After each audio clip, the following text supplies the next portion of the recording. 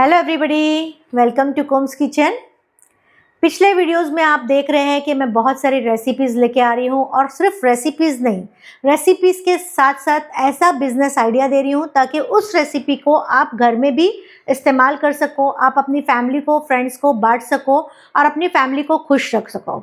और उसी के साथ साथ मैं इस तरह से बिजनेस आइडिया दे रही हूँ कि आप चीज़ों को अपने घर में बल्क में बना के रख सकते हो, अच्छे से सेल कर सकते हो और अच्छी इनकम ले सकते हो। तो इस तरह से मुझे भी अच्छा लगता है कि आप लोग जो है मेरी वीडियोस को देख रहे हो और लाइक कर रहे हो और बहुत सारे कमेंट भी आ रहे हो। और सबसे ज़्यादा खुशी की बात यह है कि आप लोग मेरी फैमिली में से हो। क्यों? क्योंकि आप लोगों ने इतने सारे कमेंट लिखा कि हम आपकी फैमिली है, हम फैमिली है, हम फैमिली है। तो मुझे बहुत ज़्यादा खुशी मिली कि हमारी इतनी बड़ी फैमिली हो गई कि 30,000 सब्सक्राइबर अब हमारे पास हो गए हैं और 30,000 से ऊपर ही हो गए हैं। लेकिन अगर आप लोग अभी भी नहीं लिखे हो कि आप हमारी फैमिली हो तो प्लीज़ कमेंट में ज़रूर लिख दीजिएगा कि आप हमारी फैमिली हो। तो सिर्फ फैमिली लिख दीजिए तो मुझे समझ में आ जाएगा कि आप हमारी फैमिली हो, आप हमारे प्यारे सब्सक्राइबर हो। और एक कमेंट आया था मुझे कि आपकी रेसिपीज़ मैं देख रही हूँ, आपकी वीडियोस देख रही हूँ, मुझे बहुत अच्छा लग रहा है और मैं लड्डू बनाने का बिजनेस करती हूँ। तो वो अलग अलग टाइप के लड्डू बना के बेचते हैं और उन्होंने लिखा कि मैं अपने मेनू में आपका चूड़ा भी ऐड करने वाली हूँ, क्योंकि मुझे बहुत अच्छा लगा और ये बिज़नेस आइडिया मुझे इतना अच्छा लगा कि वो रख भी सकते हैं और बहुत हल्का काम है और एज के हिसाब से भी जिससे काम नहीं होता है वो आसानी के साथ इस बिज़नेस को कर सकते हैं। So thank you very much कि आपने हमारी रेसिपी को पसंद किया और अपने मेनू में ऐड किया। तो उसी तरह से मेरी पूरी कोशिश होती है कि ऐसी रेसिपी आप लोग के साथ लेके आऊँ कि आप लोग घर में भी बना सको और अपना बेच के अच्छी इनकम भी ले सको। तो आज एक ऐसी रेसिपी लेके आई हूँ जिससे आप अपने घर में भी बना सकते हो, अच्छा बिजनेस भी कर सकते हो और उससे अच्छी इनकम भी ले सकते हो। और आज की रेसिपी एक ऐसी रेसिपी है जो लोग बहुत ज़्यादा पसंद करते हैं। कैसे पसंद करते हैं? शाम की चाय के साथ उसको खाते हैं, सुबह में खाते हैं, शाम में खाते हैं और चलते फिरते खाते रहते हैं। और लोगों के यहाँ जो है कई बार शॉप से लेके उसको किसी को गिफ्ट भी देते हैं और टिफ़िन्स में भी जाता है, कभी ट्रैवल कर रहे हैं तब आप वहाँ पर भी ले जाते हो। तो ये एक ऐसी चीज़ है जो कई दिनों तक ख़राब भी नहीं होती है, स्टोर भी रहती है, हमारा हाथ रुकता ही नहीं है। अगर आप मेरे चैनल में फर्स्ट टाइम आए हैं तो सब्सक्राइब कर लीजिए, बेल आइकन को क्लिक कर लीजिए ताकि मेरे वीडियो की नोटिफिकेशन आपको आसानी से और फ्री में मिलती रहे। आप लोग आते हो, चैनल को देखते हो और देख के चले जाते हो। एक अगर लाइक का बटन दबा दे या एक सब्सक्राइब का बटन क्लिक कर दे, आप बेल आइकन को क्लिक कर लिए तो मेरे लिए बहुत बड़ी मोटिवेशन वाली बात होती है और मुझे बहुत खुशी मिलती है और उससे मैं बहुत मोटिवेट होकर आपके लिए और नई चीज़ें लाने के लिए मोटिवेट हो जाती हूँ। इतने दिनों से आप लोग देख रहे हो कि मैं कितनी सारी रेसिपीज़ आप लोग के लिए फ्री में लेके आई ताकि आप लोग बिजनेस कर सको और आप लोग अच्छी इनकम भी ले सको। अब आ रहा है माह रमज़ान। माह रमज़ान में लोगों को चाहिए स्टार्टर्स, लोगों को चाहिए समोसे, लोगों को चाहिए पराठे और वो चाहते हैं कि हमको ऐसी जगह से मिल जाए जो हाइजीन हो, घर का बना हुआ हो, क्वालिटी हो और क्वांटिटी हो। तो मेरी पेड वर्कशॉप भी चलती है जहाँ पे हम सिखाते हैं फ्रोज़न फूड का बिजनेस, पूरा टिप्स एंड ट्रिक्स के साथ बताते हैं फ्रोजन फूड कैसे स्टार्ट कर सकते हो आप, किस तरह से फ्रीज कर सकते हो आप, इस तरह से हम सारी क्लासेस कराते हैं। अगर आपको माह रमज़ान के लिए फ्रोजन फूड का बिजनेस स्टार्ट करना है और आप अच्छे से उसको सीखना चाहते हो, क्वालिटी और क्वांटिटी और टेस्ट बहुत मैटर करता है लोगों के लिए। अगर अच्छा टेस्ट आप देते हो तो लोग आपसे अटैच होते हैं और आपके कस्टमर हमेशा के लिए बन जाते हैं। तो मेरे पास से बहुत सारे स्टूडेंट्स जो है ऑल ओवर द वर्ल्ड सीखे हैं फ्रोज़न फूड का बिजनेस और अपना बिजनेस स्टार्ट कर चुके हैं और अच्छी इनकम भी ले रहे हैं। और ऑल ओवर वर्ल्ड जो है मेरे पास लोग जो सीखे हैं मुंबई से, औरंगाबाद से, कलकत्ता से, बेंगलोर से, मैंगलोर से, गुजरात से और बहुत सारी जगह से। और उसके अलावा UK, USA, Canada, Kuwait, Dubai से और बहुत सारी जगह से हमारे से बिजनेस सीखे और स्टार्ट कर चुके हैं और अच्छी इनकम भी ले रहे हैं। और अब बारी आती है आपकी। अगर आपको भी फूड बिजनेस हमसे सीखना है, डिस्क्रिप्शन बॉक्स में व्हाट्सएप का लिंक दिया हुआ है, आप उस पर क्लिक कीजिए, आप मुझसे कनेक्ट हो जाएंगे। और कल हमारी वर्कशॉप हुई थी चिकन दम बिरयानी की। चिकन दम बिरयानी एक ऐसी बिरयानी है जो बहुत टेस्टी और बहुत मज़े की होती है। उसका मसाला भी हमने घर में बनाना सिखाया है और पूरा स्टेप बाय स्टेप पूरी बिरयानी बनाना सिखाई है। उसका भी आप अच्छा बिजनेस घर बैठे कर सकते हैं। अगर उसकी वर्कशॉप आपको चाहिए तो प्री रिकॉर्डेड वर्कशॉप हमारे पास अवेलेबल है, आप हमसे कनेक्ट होके उसकी वर्कशॉप ले सकते हैं। तो आज की रेसिपी हमारी है नमक पारा। तो चलिए स्टार्ट करते हैं। यहाँ पे हमने लिया है 250 ग्राम मैदा, ठीक है, मैदा ले लेंगे। मैदा अच्छी क्वालिटी का होना चाहिए। अब इसमें हम डालेंगे 8 ग्राम नमक, ठीक है, पूरा प्रॉपर मेजरमेंट से बता रही हूँ, आप बिना स्किप करे देखिए। अगर आप स्किप करोगे तो आपकी कुछ ना कुछ टिप्स एंड ट्रिक्स रह जाएगी और आपका नमक पारा अच्छा नहीं बनेगा, ठीक है। उसके साथ हम डालेंगे यहाँ पे रवा यानी कि सूजी यानी कि सेमोलिना, ठीक है। रवा जो है हमने 60 ग्राम्स यूज़ किया है, ओके। और उसके बाद हम डालेंगे यहाँ पे, मेरे पास अभी अजवाइन नहीं है, एक्चुअली अजवाइन डालना चाहिए लेकिन मैं अभी डाल रही हूँ यहाँ पे ज़ीरा, ठीक है, सॉरी ज़ीरा। ज़ीरा हमने डाला है 5 ग्राम, आप अजवाइन यहाँ पे 5 ग्राम डालिएगा। उसके साथ टेस्ट बढ़ाने के लिए हमने डाला है कलौंजी। कलौंजी जो है 5 ग्राम कलौंजी डालेंगे। आप स्टेप बाय स्टेप अपने नोटबुक में लिख लीजिए जिससे आपको आसानी हो जाएगी। 5 ग्राम कलौंजी डालेंगे और उसी के साथ यहाँ पे हम डालेंगे घी। देसी घी डालना है, घी डालने से इसका टेस्ट बहुत अच्छा होगा, प्लस आपका जो नमक पारा है वो बहुत अच्छा क्रिस्पी, क्रंची और सॉफ्ट बनेगा, ठीक है।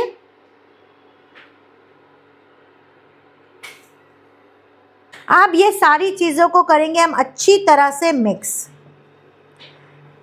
अच्छा, घी कितना डाला है हमने? 60 ग्राम घी डाला है। इसको इतना अच्छे से मसलना है कि मुठिया बन जाए, मुठिया बनने लगे वैसा मसलना है, इतना घी होना चाहिए। इसलिए हमने मेजरमेंट से दिया है ताकि आपको बिल्कुल भी दिक्कत नहीं होगी, बिल्कुल भी तकलीफ़ नहीं होगी। डायरेक्ट आप उतना ही मेजरमेंट से डालो और बनाना शुरू कर दो। जैसे ही हमने असली घी डाला पूरा एरोमा जो है निकल के आ रहा है और अच्छा दिख रहा है। अब यहाँ पे देखिए मुट्ठी बनना मतलब इस तरह से मुठिया बनना, देखिए इस तरह से मुठिया बन गया। अब इसको हम आटा गूंदेंगे, कैसे? बहुत थोड़ा थोड़ा पानी डाल के हम आटा गूंदेंगे, क्योंकि मैदा हर जगह का थोड़ा थोड़ा अलग अलग होता है तो पानी उसके हिसाब से लगता है। लेकिन मैं अभी पूरा मेजरमेंट बताऊंगी कि कितना आपको पानी लगना है और मसलना है इसको। ऐसा करके आटा नहीं गूंदना है, हल्के हल्के से नहीं गूंदना है। क्योंकि मैं बिज़नेस सिखा रही हूँ इसलिए मैं आपका टाइम ले रही हूँ ताकि आप अच्छे से सीख सको। और इस तरह से आटा गूंदना नहीं कि पानी डाला ऐसा कर दिया, नहीं, आपको इसको गूंदना है मुट्ठी बांध के गूंदना है। देखिए इस तरह से, ताकि वो कड़क अच्छे से गूंदा जाए। फिर थोड़ी देर में वापस से पानी डालना है, मुट्ठी करके पानी डालो और फिर गूंदो और फिर सारा मिक्स करो और पूरा गूंदो, पूरा मिक्स करो और पूरा गूंदो। यहाँ पे मैं एडिटिंग नहीं कर रही हूँ ताकि आप अच्छे से सीख सको।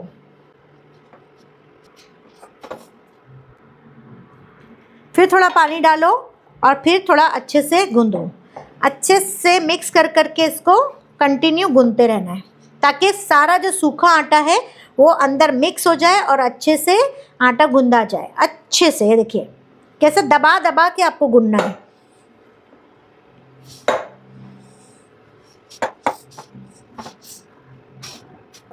बहुत अच्छे से गूंदा गया है।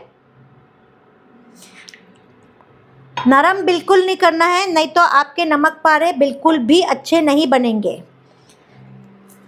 और आज अजवाइन नहीं थी तो मैंने सोचा कि आज प्लान अगर मेरा अजवाइन की वजह से मिस हो गया, ये प्लान अगर मेरा पूरा नहीं हुआ तो गड़बड़ हो जाएगी, मेरे स्टूडेंट परेशान हो जाएंगे कि आज का वीडियो नहीं आया। तो मैंने सोचा अजवाइन के बदले मैंने ज़ीरा डाल देना है, लेकिन दिखाना ज़रूर है, ठीक है।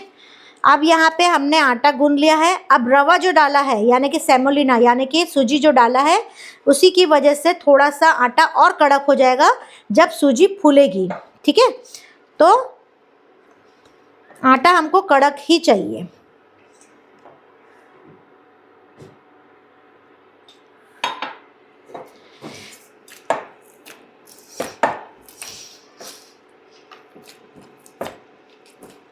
अब पूरा आटा अच्छे से गूंदा गया है। अब इसको 10 मिनट के लिए हम रेस्ट देंगे और इसको ढक देंगे।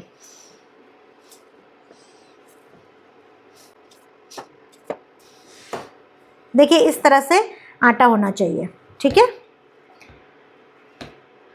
अब इसको ढक के 10 मिनट के लिए हम रखते हैं, जब तक तेल भी हमने गरम पे रख दिया है ताकि आप लोग का काम आसानी से हो जाए। 10 मिनट के लिए हमने आटे को ढक के रखा था। अब इसको हम निकालेंगे टेबल के ऊपर, या आप कोई भी बोल में जिसमें भी करें उसमें भी आप कर सकते हो। ऐसा कुछ नहीं कि आपके पास भी टेबल होना चाहिए। अब इसको हम अच्छे से मसल लेंगे, क्योंकि रवा जो है फूला है, जो सूजी है वो फूल गई है, इसीलिए हमको इसको थोड़ा मसलना है। अब ये फूलने से क्या हुआ, ये जो है और थोड़ा सा कड़क हो गया है, तो अच्छे से हम इसको मसलेंगे ताकि सब आटा जो है पूरा एक जान हो जाए।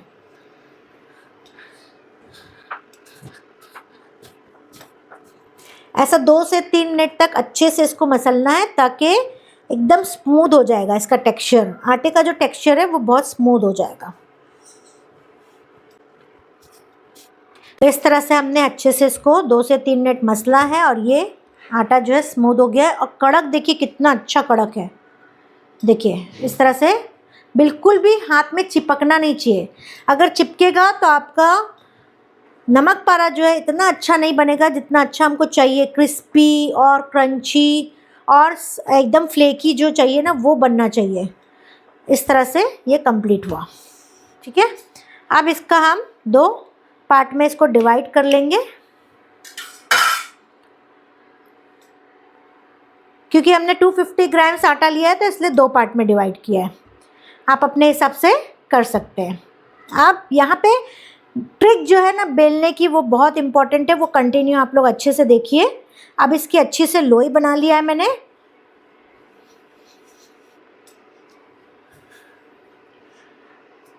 कहीं पे भी कट्स नहीं, अच्छे से इसकी लोई बना लो, ठीक है। अब क्या करना है, अब इसको अच्छे से बेलना है हमको।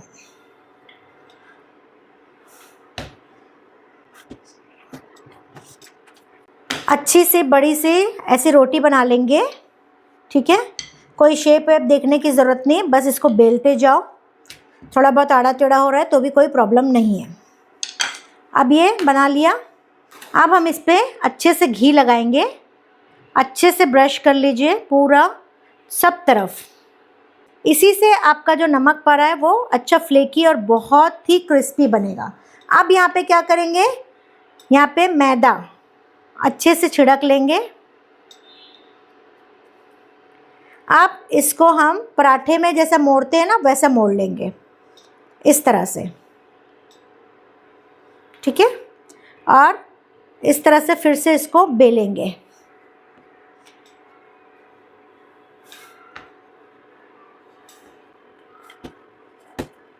वापस से इसको बड़ा सा पराठा बना लेंगे।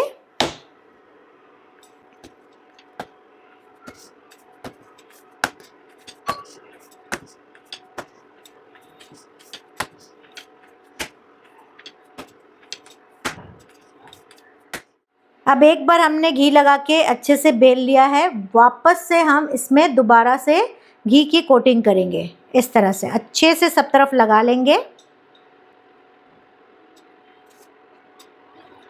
अब वापस से दोबारा से इसके ऊपर अच्छे से हम आटा डाल देंगे, यानी कि मैदा।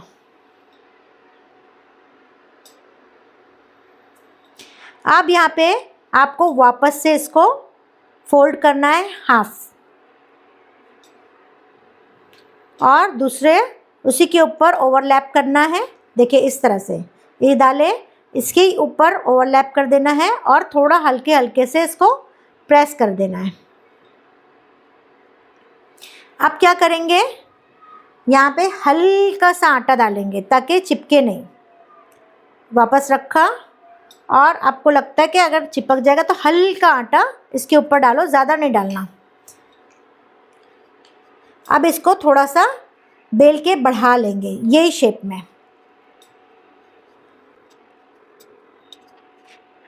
बस आधा सेंटीमीटर जितना हमारा जो है ये मोटा होना चाहिए, उतना हमको बेलना है।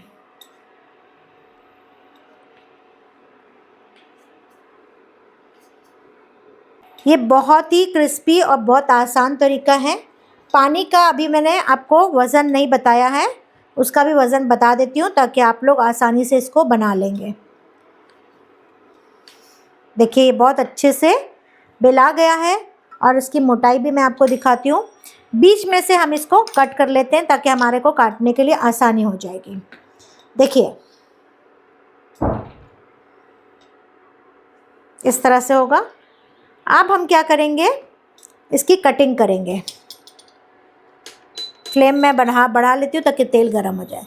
अब ये आधा सेंटीमीटर के दूरी पे हम इसकी कटिंग करेंगे।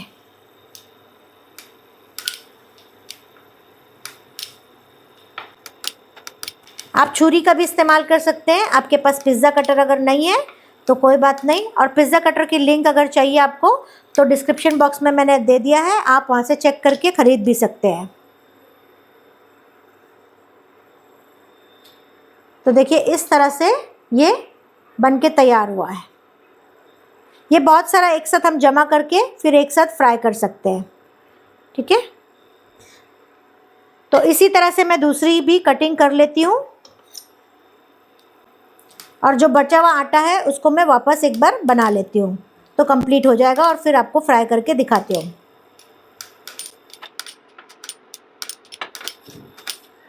ये पूरा नमक पारा बनके हमारा रेडी हो गया है और इस तरह से आप एक के ऊपर एक भी रखेंगे तो कुछ भी प्रॉब्लम नहीं आएगी, कोई चिपकेगा नहीं और आसानी से ये रह जाता है।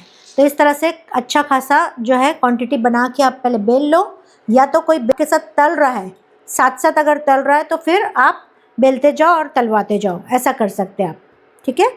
तो अब यहाँ पे तेल जो है बहुत ज़्यादा गर्म नहीं होना चाहिए, तो हम चेक करेंगे कि तेल कितना गर्म है, ठीक है।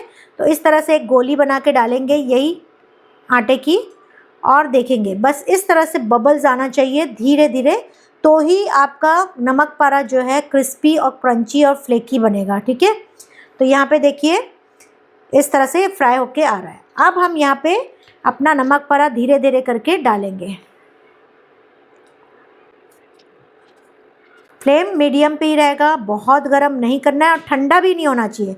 अगर आपका तेल ठंडा रहेगा तो पूरा तेल जो है जस्ट कर लेगा, यानी कि तेल पी जाएगा, यानी कि आपका नमक पारा ऑयली हो जाएगा।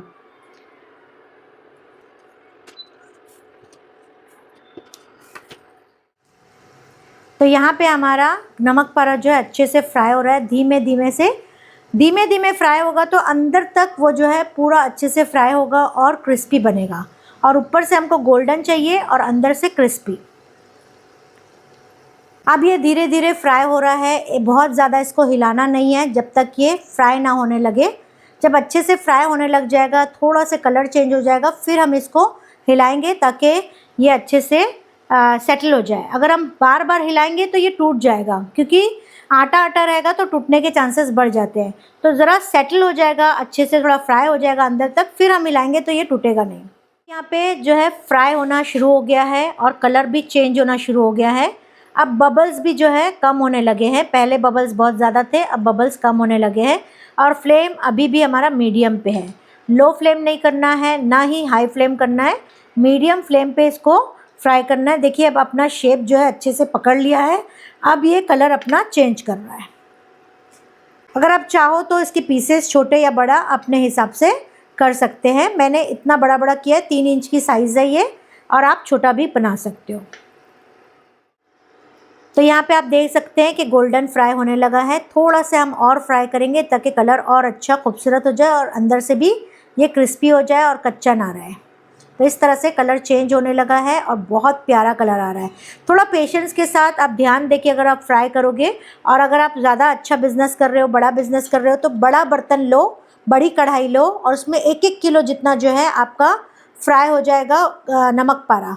तो उससे आपके लिए क्या होगा, ईजी हो जाएगा फ्राई करना, और क्वांटिटी आप जो है प्रोडक्शन कर सकते हो, ठीक है। घर पे बैठ के क्वांटिटी प्रोडक्शन इस तरह से कर सकते हो। तो यहाँ पे देखिए कितना प्यारा लग रहा है। मीडियम फ्लेम रखना, थोड़ा से पेशेंस रखना। अगर आपका कलर अच्छा रहेगा ना, गोल्डन कलर, तो आपकी कस्टमर जो है बहुत खुश हो जाएंगे और हमेशा के लिए आपके लिए कस्टमर जो है बने रहेंगे। क्वालिटी दोगे आप तो हमेशा कस्टमर आपके साथ रहेंगे। ये देखिए कितना प्यारा लग रहा है, ज़रा भी ना जला है ना डार्क हुआ है। अभी हम थोड़ा और गोल्डन होने के लिए वेट करेंगे।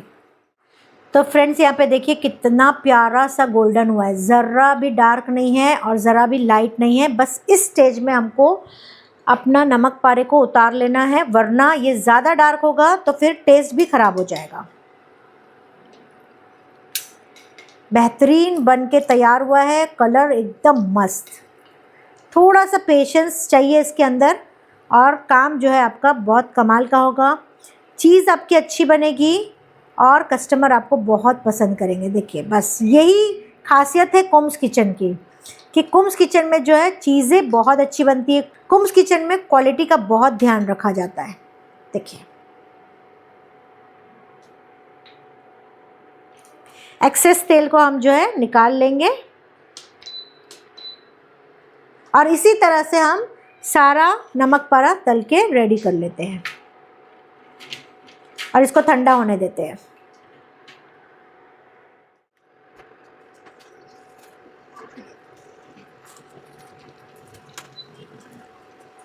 फाइनली फ्रेंड्स हमारा नमक पारा बन के रेडी हो गया है। बहुत टेस्टी, बहुत मज़े का और क्रिस्पी और क्रंची।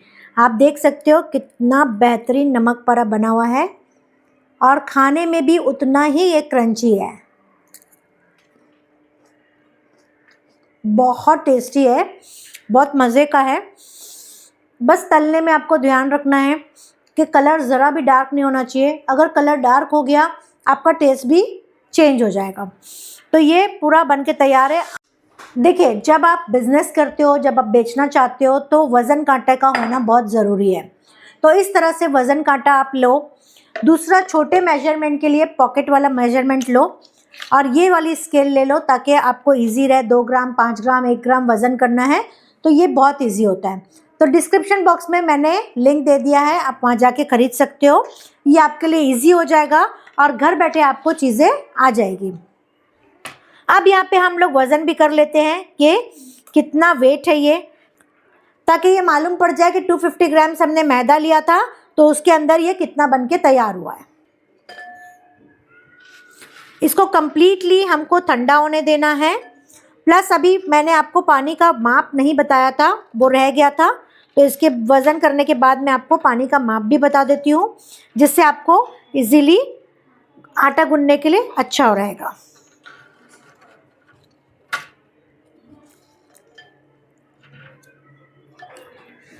आप इसका वज़न जो है 484 ग्राम्स, यानी कि हम इसको थोड़ा से और माइनस प्लस करते हैं तो 475 ग्राम्स पकड़ के चलते हैं। थोड़ा से कुछ ना कुछ ऊपर नीचे हुआ या तलने में प्रॉब्लम आई या कुछ वेस्टेज हुआ तो हम वेस्टेज 10-15 ग्राम मान के चलते हैं। अब हम इसकी पैकेजिंग देखेंगे कि किस तरह से इसको पैकेजिंग करना है। देखिए कलर तो बहुत प्यारा है और ज़रा भी डार्क नहीं करना है। मैं बार बार यही बोल रही हूँ आपको, ज़रा भी डार्क नहीं करना, नहीं तो नमक पारे का टेस्ट जो है ख़राब हो जाएगा। अब पैकेजिंग यहाँ पे देखिए इस तरह से डब्बे मिल जाते हैं, मार्केट में अवेलेबल होते हैं। डिस्पोजेबल वाले की शॉप में आराम से मिल जाएगा और डिस्क्रिप्शन बॉक्स में मैंने लिंक भी दे दिया है अलग अलग डब्बों का, वहाँ से भी आप घर बैठे अमेज़न से मंगा सकते हो। अब इसकी पैकेजिंग हम देख लेते हैं कि किस तरह से पैकेजिंग करना है। तो वेट भी कर लेते हैं कि हम कितना वेट इसमें आएगा।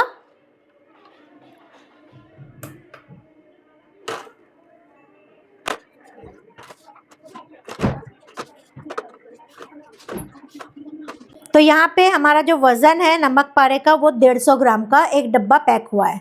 तो इस तरह से भी आप पैक कर सकते हो और यहाँ पे अपना लेबल लगा सकते हो, अपना फ़ोन नंबर लिख सकते हो ताकि लोग आपसे कांटेक्ट कर सके और आपसे ख़रीद सके। दूसरा यहाँ पे इस तरह से डब्बा आता है मार्केट में, बहुत आसानी से मिल जाता है। मैंने डिस्क्रिप्शन बॉक्स में लिंक भी दे दिया है, आप वो डब्बे वहाँ से भी ख़रीद सकते हो। और इस तरह से ये इसको भी वज़न करते हैं और देखते हैं कि इसमें कितना आता है।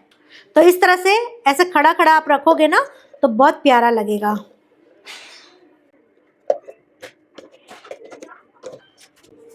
अब ये डब्बे में भी इस तरह से पैक कर सकते हैं। तो अलग अलग चॉइस होती है कस्टमर की, अपने अपने हिसाब से लोग जो है लेते हैं, लेना पसंद करते हैं। तो इस तरह से आप अगर डब्बे में पैक करके देते हो तो गिफ्ट पैकेजिंग के लिए भी ये काम आता है। ट्रैवलिंग के लिए भी ये बहुत अच्छा है। स्नैकिंग के लिए भी अगर हम कहीं जा रहे हैं तो अपनी पर्स में, अपनी बैग में डाल सकते हैं। अगर कहीं जा रहे हैं तो हमको बीच में खाने का दिल हो रहा है तो हम इसको निकाल के खा सकते हैं। यहाँ पर भी आप अपना स्टिकर लगा दो तो बहुत प्यारा लगेगा। आपका ब्रांड बनाओ। आप इस बिजनेस को घर से करते करते आप अपना वेबसाइट भी बना सकते हो और अपना ब्रांड चला सकते हो, अपना नाम कर सकते हो।